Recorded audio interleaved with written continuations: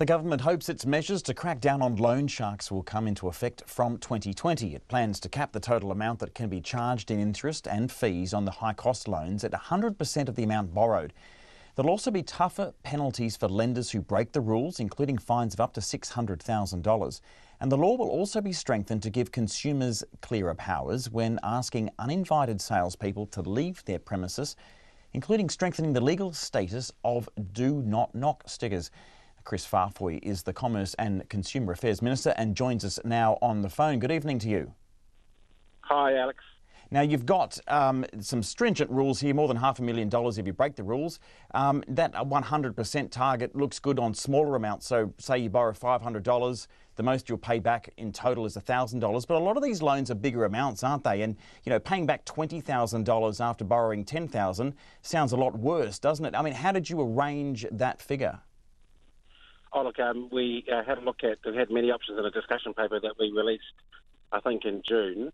But what I think you'll find is, especially for some of these high-cost lenders, short-term lenders, they are lending small amounts of money, somewhere between $50 all the way up to perhaps $5,000. But we came at that because we wanted to make sure that, the debt spirals that a lot of the customers are getting into, where a $500 loan could turn into, upwards of $3,000, was creating far too much damage to those New Zealanders in terms of their health and also obviously their financial well-being.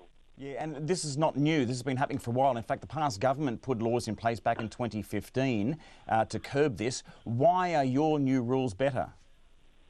Well, we were asking for a cap back in 2014 when the law went through. I was on the Commerce Select Committee on the other side of the Parliament when those changes went through. And while they were beefing up the legislation at the time, we were saying that actually there did need to be more protections for consumers.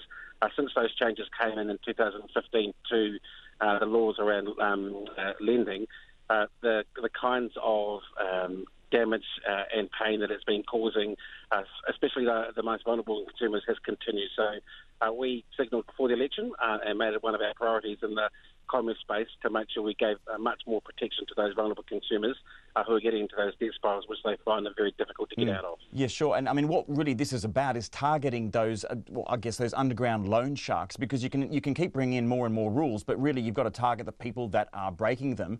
You've got this one where the Do Not Knock sticker gains some sort of, a tighter legal status. That's right. Now, I mean, what does that mean? What are you going to do to people who knock when there's a sticker there? Well, at the moment, people can have a Do Not Knock sticker, but because it's not enshrined in law, people, and I know that they do, who do sell door-to-door, quite happily ignore it. So what's the punishment now for that?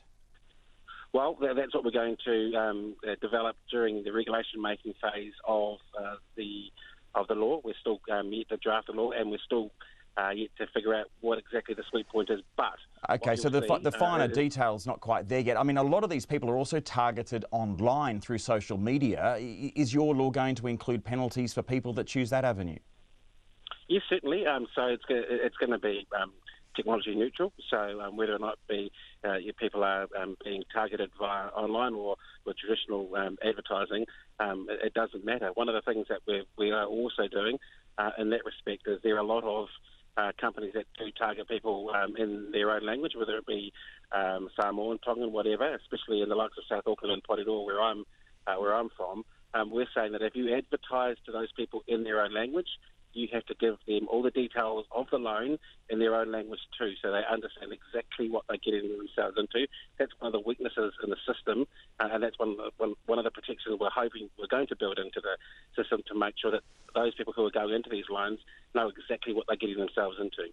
Now, you sound very passionate about this. You've made a big announcement back in, I think, June or July, and you've put out a discussion paper. Now that's come back in August. Now you've made a new announcement.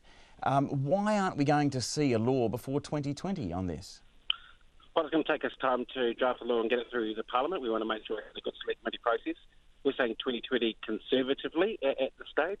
I would hope that if all went to plan, we could do it in 12 months. So you'll see something come in before 2020. But it's not that hard. I mean, stage, right from the beginning when you were elected, you pushed through a bill to give billions of dollars to students to go to university for free. That didn't take so long. Why 12 yes, more and months? Alex, a lot of people criticised us for not doing the job properly, but we want to make sure we get this right.